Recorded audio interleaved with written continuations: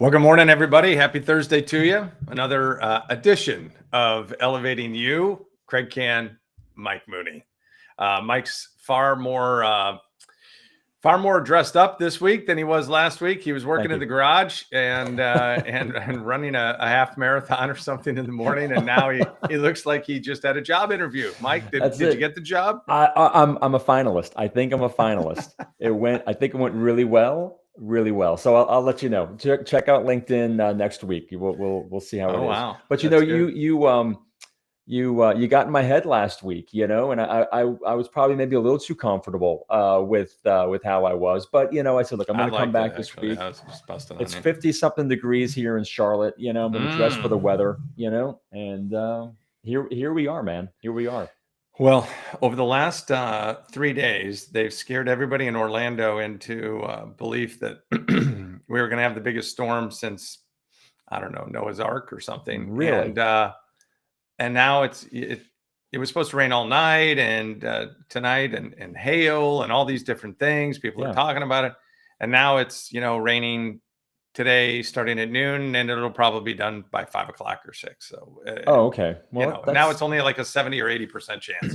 So whatever, it's not terrible, and it'll be what it'll be. So I'm going to the Luke Combs concert tonight. How about that? That's fantastic, man. We saw him in Raleigh, again, pride of Appalachian State University. We saw him in Raleigh last month. Phenomenal show. So you're gonna have a great time. There you go. That's good. Are you a fan of his to begin with, or are you just kind of going because it's a cool thing like and everyone's music. talking about it? I mean, on my podcast, I had Cole Swindell, I had Cole Ford, and Swindell is friends with Luke Bryan, and so I like country music. It'll be fun. What about Western? Do you like country and Western? My belief is this: I was recently at Amway Center, and this time will my guess is it'll be more crowded than the last time I was there. Probably so, yeah. And the crowd will have more to cheer for tonight than they did the last time. The last time I was there was for the Orlando Magic season home opener.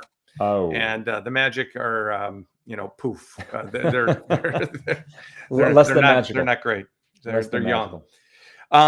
Hey, good to be with you. Great to be with all of you, as always. Got some interesting topics this week, and I didn't even have to remind Mike as to what they were. He knew exactly what they were. So just to get right into it, this program is called Elevating You. We do it each week. If you're brand new to the program, we work on a little casual conversation about career growth. And that's what we're trying to help people do, is elevate. Now, as we say all the time, we don't have all the answers. We don't believe we've got all the answers, but we do want to create some dialogue and allow you to take part in it. And thus, you have an opportunity to fire questions and comments at us through this Kann Advisory Facebook page. Thanks for jumping on that and following that, by the way.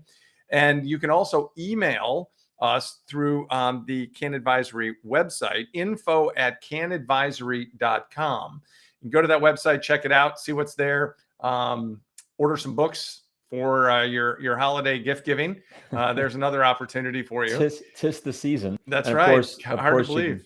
You can hit me here as well. I'm going to actually be in your town in Charlotte for a 3-day book signing at the Southern Christmas Show. Have you heard of the Southern Christmas Show? I have heard of the Christmas show. Excuse me, the Southern Christmas Show. I've never been there. However, my wife and one of her dear friends have literally gone to that show. It's like a tradition. It's huge. I've never been, but man, oh man, they've gone for the last 20 years, like literally every year. And it's go to the Southern Christmas Show and then go to the Cheesecake Factory afterward for, a little dinner and drinks. So yes, very familiar with it.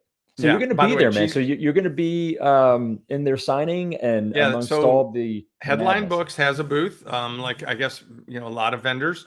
And so all the authors that won awards and some other ones as well, I believe, will be there signing books. We're all in different slots, and somehow I have 3 days. They're 8-hour shifts, so I could be. Do you know any doctors that do carpal tunnel surgery? I could. Actually, that would be a good problem to have. That would mean that I signed and sold a lot of books. But we'll see how it goes. I haven't done a lot of those in person, so I'm looking. Well, I'll have to come. I'll have to come down and see you and stalk you and see what's going on. That would be good. Yell things at you from across. Yeah, the well, way. bring your own books, and we'll sign some of those too. So that would be good. All right, folks. Awesome. Here's the deal. You can jump in. We want you to do that, and we'll remind you about what the topic was last week on the program. We talked about bottling up your message and the importance and value in having one, and the fact that today you actually need one. So let's revisit that a little bit, because it's important. We were talking about in communication, the message is not one of like 5 or 6 different things. If you're talking about the important things that go with communication, messaging is big. And by the way, communication is the one thing, like if you listen to Warren Buffett talk, he'll tell you that it is the one thing that can raise your economic value in your street cred and your corporate cred, if you will, by more than 50% if you're good at communication and public speaking. So that's important. But if you are speaking, you've got to have something worth paying attention to. And so you need to have a message. Now, by that, Mike, and this is where we can kind of talk about things. You do keynotes, I do keynotes.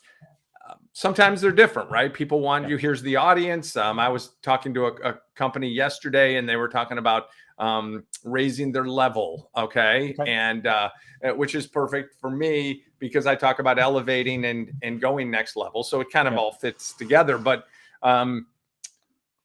everybody's got to have some sort of a message. In other words, your audience, be it 800 that might be in a room, 80 in a room, or 8 in a room, doesn't really matter, need to be able to walk out and say, this is what Mike Mooney was talking about today. This is what he wants our takeaway to be. And if you don't have that, then what is it? So like, for example, on this community group that we have, David Ogren is one of the members. And we've got some former corporate executives that are on. And I know some of the industries that others are on as well. But let's just use David as an example. So he played the PGA Tour. He was a winner on the PGA Tour. And, when he was done with his round, probably signing golf balls or autographs, hopefully he had something that he tried to share with kids. Or if he was speaking to a group of kids, he had this one message for them. If he's instructing, which he does now very well, by the way, I'm sure that he is known for something, which kind of goes into what our topic will be the next time we get together. But he's going to have some message that he's going to leave his students with that's consistent. So that when they say, hey, I worked with this person, this is what they talk about. So when Mike Mooney does a workshop, is the message clear? When Mike Mooney does a keynote, is the message clear? That's what I think we all need to think about. Well, and where you're going with that, I believe in that too, Kraig, is being intentional and thinking about what do you want that message to be for that particular audience, because one message doesn't fit all people. Correct. So it's really being mindful and intentional of the groups that you will be speaking with, whether it's with your colleagues, whether it's with friends, whether it's with customers, whether it's with prospects, senior executives. What are the things that you want to be able to share with them, and kind of have that in your back pocket ready to go. And that might feel as though, wow, Mike, that's a lot of work I've got to do. Well, if you want to be an effective communicator, if to your point about Warren Buffett's point of raising your ability and income based on your ability to speak and speak well, it's not just getting up and blabbing. It's because how many times we had that happen in the meeting where somebody's speaking and they're done with their 5-7 minute diatribe, and people are like, what the heck? What was that all about? Yeah. What did you add to this? How are we better for what you just said? Oh, you just wanted to hear yourself speak. Oh, I get it. Right. So really it's about doing the work beforehand to understand who you're speaking to, what's going to matter to them. Is there action to it? Is there a follow-up to it? Is there a need, where you need them to be part of the solution? Like really trying to dig in and being intentional with what's coming out of that pie hole of yours. Right? How's that? There you go. That's good. That's good. So the Carnegie Institute says that 85% of our success is based on communication and relationships, and only 15% is based upon technical knowledge, right? What we went to school for. Right. So what does that tell you? That tells you that how you speak, what you speak about, is more influential than your knowledge. Now, I think we all try to continue learning. We all try to continue gaining, valuable information that we can share with others. But we also have to be good, intentional, as you say, communicators. I think that's important. So bottling up your message, having it. And I think it's important for people to figure out, what do I stand for? What do I want people to know about me? Not that I need to be known, but that I need to be knowable. Okay. And there's a difference, you know. It's not about like attention on me. It's what am I known for? What do I say? What do I add? I think that's important for people to understand. And the other part of it also, I believe. So what would you be known for, noble for? Being intentional in the message, but then also you don't have to speak all the time, right? And it's this idea of timing. That sometimes it's okay to not contribute to something if others have it covered. Yeah, that's probably a struggle for both of us. Okay, I admit it. People say it about me. That's fine. I'm good with that. Okay, so bottling up your message, what that means, why you need one. Some people don't have one. They just talk. They have the gift for gab, but they don't have the meaning behind the message. They don't have the message. They don't have any memorable takeaway from what they talk about. So that's what we discussed last time. Here's where we are today, Mike. Okay. Topic today is comfort. Yes. The silent career killer and steps to take steps forward in your career. So with that, I'm going to put something up here just to kind of jumpstart where we're going with this. And I think a lot of people within their careers, they want to have a job that they go, you know what, I know this. It's routine. It's common. It's familiar to me. But, sometimes we get there and we're stuck. And we feel like, we don't know where we want to go with our career. We don't know where we want to go within the organization. We're just flat out not necessarily pointed in the right direction. And I think sometimes comfort is not a good thing. Now, the image here, looks like this guy's really struggling, but I want people to be comfortable with the idea of being uncomfortable. So let's assume, for the sake of this visual here, that this guy's been given this stretch assignment. I like to call them stretch assignment. And it's really challenging, and he's a bit stuck. He doesn't know where to go. But at the same time, if he can get comfortable with that and learn some things, putting himself in a situation where he's going to grow because he doesn't know if he could do it, or he doesn't know, where his real skill sets are in this particular area, man, that can be really valuable to you. So again, back to the topic, which is comfort, the silent killer, steps to take steps forward. Let's talk about comfort and why that can be something that's not always so great for you. Go ahead. Yeah. Well, let's unpack it a little bit, and I'm sorry, I've got something that's just like flying in front of my face here. And I don't know. I've been trying to ignore it for the past 13 minutes and it just will not. Have you read Charlotte's Web recently? Man, maybe I walked through something, or I have no idea. It's a crazy thing. Okay. So let me ask you this. Clearly I'm uncomfortable right now, but what, if we think about a comfort zone, Craig, what, to me, I was really trying to think of like, what is that? Like why do we stay there? And sometimes there are seasons where we just kind of need to like be there to maybe restore ourselves or heal ourselves or whatever it may be. But I've found, and I'm curious to your thoughts on this, is that oftentimes in my mind is we stay in that place out of that 4-letter F word of fear, right? And it's the fear of the unknown. It's the fear of failure, the fear of humiliation, heck, even the fear of success for some people, the fear of success. I would agree with that. I would definitely agree with that. And it's something where I found in my experience, whenever I've thought of going out beyond that, it's always in my mind going, this little thing in my head is like, what makes you think you can do that? You're not equipped to do that. You haven't done that before, and I often think that's sort of the brain tricking us into staying in this place, because the brain's main job is to keep this being alive, right? Keep it safe, keep it alive, which is generally like stay in the zone, stay where you are.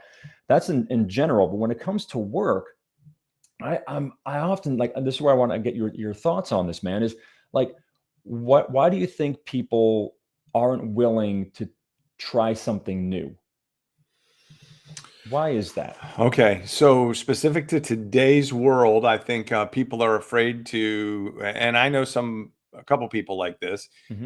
Doesn't make anything that they're doing wrong or incorrect. They're staying in their safe zone because they don't want to lose the job they have. That's the first thing. They feel like, look, I make a pretty good buck, and I might have to work really hard. I know what my job is. I'm comfortable with this job, and I don't want to lose this job. There's a lot of people I know that have been furloughed or laid off or whatever it is, let go because of the economy. I don't want to be that person. So I'm going to continue to stay where I am, plug away. That's the first thing. That's so security. That's that. Yeah, security. The word for me that comes to mind is security. That's one. So go ahead. Yeah. Keep going. Another one would be lack of confidence in your skill set and ability to go beyond where you are. Now, that one to me is a little bit, the first one I understand, but this is my message to people. Now, you might not agree with this. You can stay where you are, but you'll have zero leverage in being in a comfortable situation. And I'm not 100%. Suggesting that you need to walk around going, hey, look at me, I need more money, I need to be promoted, I need all this. It's kind of reality, right? Think of professional sports for those of you out there. Scott Boras has a few clients that are about to be free agents in baseball. If all of a sudden they have a pretty darn good playoff, then their value goes up. You only really have that leverage to get a raise or get more given to you if you have somebody else recruiting you or some interest from others, a potential job that you would take if you wanted to, but you've got to put yourself out there to be able to have that. Very rarely are you going to be able to walk into your boss and go, you know what, I think I'm doing a really good job and I deserve a 20% raise. It's not going to happen. Right. But if all of a sudden there's other opportunities out there for you, and you say, hey, look, I've got this chance to go, not just be a manager, but be a director, right? I'm skipping past senior manager and I've got this director opportunity. They're going to pay me, $40,000 more a year. I've got, I don't know, a stock option or whatever it might be. Then all of a sudden the game is different. But if you sit in comfort and just do your job every day, number one, you're not pushing yourself. Number two, you're not giving anybody the opportunity to recruit you. And oh my gosh, when all of a sudden the music stops and something happens within your organization, you might be the one that isn't on this trajectory, but because you're on this trajectory, you're easier to let go. They're not going to offend you. There's no feeling of retain. Oh, we got to retain them. So that's what I would say. I hope those two things are made pretty clear. One is you don't want to get in comfort zone because, there's a fear and you just feel like, all right, it's easy and all that. And the other one is, hey, I need to go out there and I need to put myself out there, but people are afraid to do that. They don't have the confidence in their skill set to go chase other opportunities. They don't think their resume speaks highly enough about them. Yeah. And the word security in there too, I think that we've got sometimes a false sense of security to think that, just by getting by and doing the job, we're going to be safe and good. There are a lot of people who are not working because they thought they were secure and there was a change in the company. Things happen, right? So the idea of stretching yourself, like trying some new things, it doesn't mean like taking on a new job, going somewhere else. And that's in my mind, it's really, you can actually pick up the new habits, the new skills that can actually help you be more effective and efficient in the job you currently have. Anne has a great point on here that I like. In my mind, she's talking about, there's complacency as well. So you can be in a place where you're comfortable perhaps, but if that comfort leads to complacency, now I think you're in a really bad spot, where you are at risk, of being a target should senior management or people look at what you're doing there and what value you're delivering. I think the other part, the three pieces of it, and this is where I wanted to get your thoughts, Kraig, is, there's the security part, there's the confidence part, the confidence in our skills, and who we are. And I think the third part of it too, and this is, if we're talking about comfort zone and getting out in terms of you really breaking out to go and do something that is sort of like a vision you have for yourself, or something that maybe you think you need to pursue and go after, is a belief that you're worth that. The belief that you are worthy of going and after this bigger vision of what you could be and where you could go, and then actually taking some small steps, maybe adding some new habits into your life. It could be the difference of new skills that you put into play, maybe new relationships you're going to build, in those areas that sort of like push you outside of that zone. Right. I think that's important. So what was the comment by Ann? And thanks, Ann, about complacency. Yeah. Right? So as long as you don't allow complacency to stifle the confidence that you've got plenty of. Right. Okay. So look, there's a lot of people that work for companies that are like, man, they've treated me really well, and I'm very comfortable here, and I could see myself being here. Okay, that's fine. I don't necessarily consider that complacency. I consider that you finding a proper fit. What I'm saying is that within that comfort zone of the job that you like, the organization you're with, how do you stretch yourself in your role? And how do you say, I would like to take on more or learn new skills that give you the ability to have them, kind of tap you on the shoulder and say, we want more from you, this and that. I know I was with a couple of companies where, whether it was television, the Golf Channel, or whether it was, me at the LPGA in the chief communications officer role, we had to identify things that we wanted to take on that would make us more valuable within the organization, help others, stretching ourselves, attaining these goals were big. So that it kind of always kept you moving in the right direction. Well, and that word, stretch goal, you said earlier, what are the stretch goals? There's a reason why we use that, because we're stretching beyond where we think we can actually go and deliver and produce, Well, I'm going to tell you a little story about stretch assignment. So I didn't create the stretch assignment word. I actually stole it from a woman who is the talent coordinator, talent director. She's in charge of hiring all the talent at ESPN. Okay. Pretty big gig, right? Of all the on-air people that you would watch at ESPN. Yeah. Okay. So one of the things that they do is they provide stretch assignments for people to figure out how good they are where they haven't been before. In other words, is this person ready for this bigger role on air in an audience? Are we going to put them in this situation? We're going to put them in this situation. And if they're not, then they're going to end up kind of staying where they are. And then the problem with that is that if you can't succeed in those areas, or they don't see potential for you in those areas, then you're kind of, quote unquote, stuck with, all right, this is going to be my role, and this is going to be my salary, and this is going to be where I am. Now, look, for a lot of people, that's fine. Look, I got family life. I want to have career life balance. That's hugely important, maybe the most important thing. So I'm not being critical of any of that. What I'm saying is that if you want more, you got to be willing to put yourself out there for more. You got to be able to go, all right, I'm going to spend an hour. And I just had this conversation the other day. If you're going to put in 8 hours of work for your organization, how do we find an extra hour for yourself and your career? So you mentioned relationships earlier. In relationships, don't we kind of try to see early on or later on, hey, where do we want to be together in 5 years? What do we want to do? Where do we want to live? Where do you see, do we have one house? Do we have like a little lake getaway place? Or, what do we envision for ourselves? And if you don't do that for your career, if you're just so comfortable that you just let the days go by and you don't think about 5 years from now or whatever, I think you're doing yourself a disservice, because I believe that we all should try to continue to push ourselves to get better and make ourselves a little bit uncomfortable. Yeah, that was my theme last year, and I still continue. Is like I was really trying to find places that weren't, well, morally, ethically, or legally uncomfortable, but I was trying to find places where I could get uncomfortable, to really put myself there. Doing more work on camera, doing more video, doing like trying new messages, all these different things. Cause I was like, gosh, okay, I don't know if I can do it, but let me try.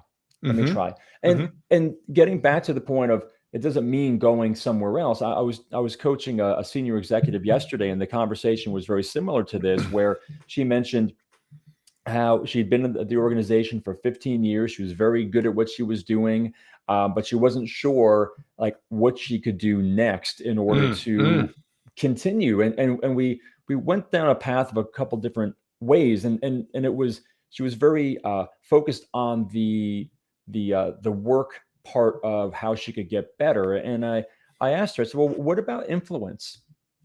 What about the ability to create influence within your team or within the organization with these different aspects, and it was like a light bulb went off. She's like, I didn't even think about that. But she's like, I'm not comfortable necessarily putting myself out there to do that. I'm like, so that there is an idea of getting out of your comfort zone, right? That's good. Well, so where could you do that, and identifying it? So I think that there are ways for all of us to step into that. Not necessarily stepping away from where you are, but watering the grass that you're standing on.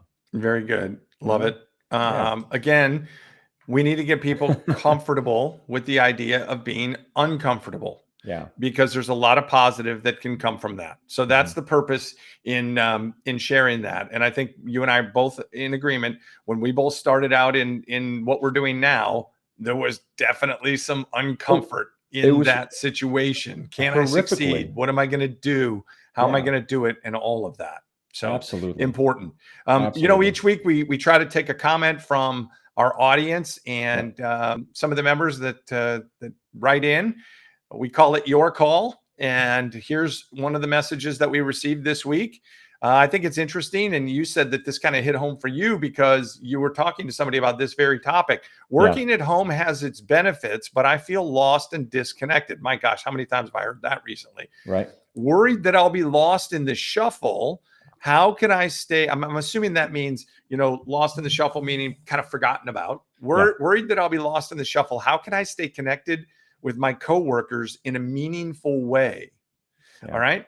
I think that's good, Mike. I'm going to let you tackle that one with your opening comments on that. Yeah. So it's funny because I was having a conversation on Monday with somebody about something very similar, and their direction in this was actually in the space of validation. They weren't feeling the validation they were before, and really that came down to the fact that, well, typically we get validation in the office as we're walking down the hall, or you see somebody in a meeting, whatever it is, and we're just not getting it in that organic fashion these days, and that led to the conversation around staying connected with others on the team.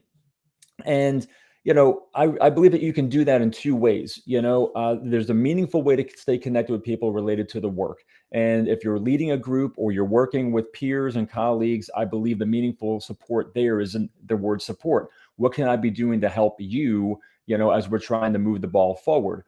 I think the other meaningful part of this is the people. So you got the work and you got the people, the person there that's actually doing the work. And I think that's where right now so many people are feeling this void of meaningful connection, because there really isn't the same meaningful connection through a camera lens than it is sitting face to face with somebody, so it's really being intentional with the person and checking in with them, and how they're doing. How can you serve? What is going on in their life aside from the work, that can still keep you connected in the fiber, and quite honestly, strengthen the bonds that you'd want to have as we continue to work through this sort of new normal. Very good. I totally agree with that, and I think people, the part that hit me there was feeling a little bit lost. All right, so I would suggest that, and we talk about connection quite a bit on here, and building your network and all of that. Look, you might be able to do a virtual cup of coffee. I've done that with people before. Virtual cup, just a little conversation with one of your coworkers. Do one a week. For an hour. You're probably going to have coffee anyway, right? You and I are doing a virtual cup of coffee right now. We're just having conversation with other people, but tackle some of these things. Now, what I would say to the person who shared that comment with us is steer clear of the gossip train and don't be talking about everybody else, but you can share a little bit of, I don't know. I'm looking at walls and windows, and I feel a little bit disconnected. When are we going to get back to the normal and all of that?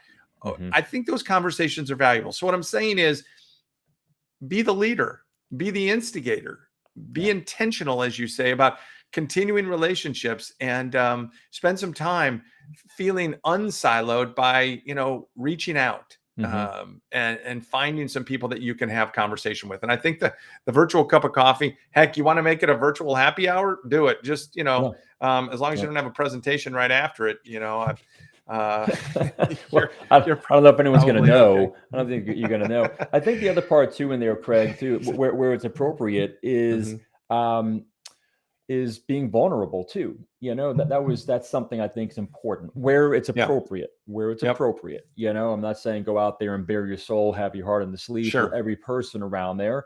But I'm just saying, like, where it's appropriate, it's okay to say, like you said, man, I'm looking at walls here, I was doing a half-day workshop on Tuesday with an organization, and I was really impressed because the leader of this organization stood before these other, 25 leaders in the room and said, "I've been off my game the last 6 months because of things going on with COVID."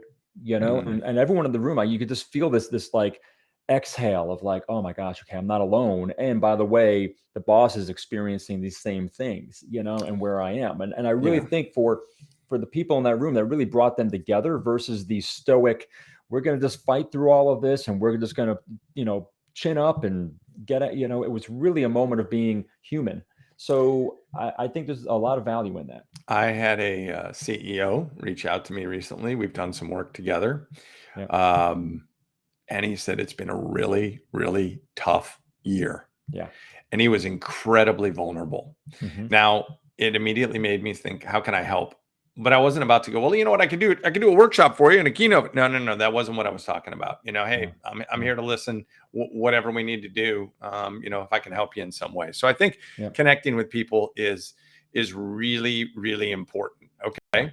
Yeah. Again, folks, your questions, your comments, we try to keep it to a half an hour. We're slightly over. Do we have any comments that you wanted to share, Mike, real quick before we kind of go to our final thoughts and what's coming up next time? So Anne popped a word in here. She loved the word validation, so important to feel worthwhile for yourself and by others. And David popped in saying that, hey, look, change involves risk, and risk asks for a risk reward analysis. A certain number of folks won't go there, and I think it's interesting, right? I mean, people will often sit there and go, yeah, there is a risk reward. And because of the unknown, they may not even, I don't even know what is the reward? Risk scares the heck out of some people. They are risk averse. They don't want to go there. Especially in an environment, in a financial environment where they think they could lose their job or their career could get derailed, if you will. It's easier to stay where you are, but that's what we're telling you. You don't have to stay. You don't have to go jump ship. We're not telling you that. What we're saying is find some ways to build your toolbox. We talk toolbox a lot, and some extra things that you can do. You want to find something you can become a better marketer, take a class. You want to become a better salesperson, read a book. You want to become, I've got a couple of both right over there. I think I can learn some things from those. But you want to make better connections, become a better communicator. And there are ways to do that. No question about it. All right. Absolutely. With that, Mike, again, thanks to all for comments that you share. We appreciate that. And looking for some topics for the next few weeks here as we lead up to the holidays. I've got a few in my mind. Here's what's coming the next time we get together, which I think is probably going to be,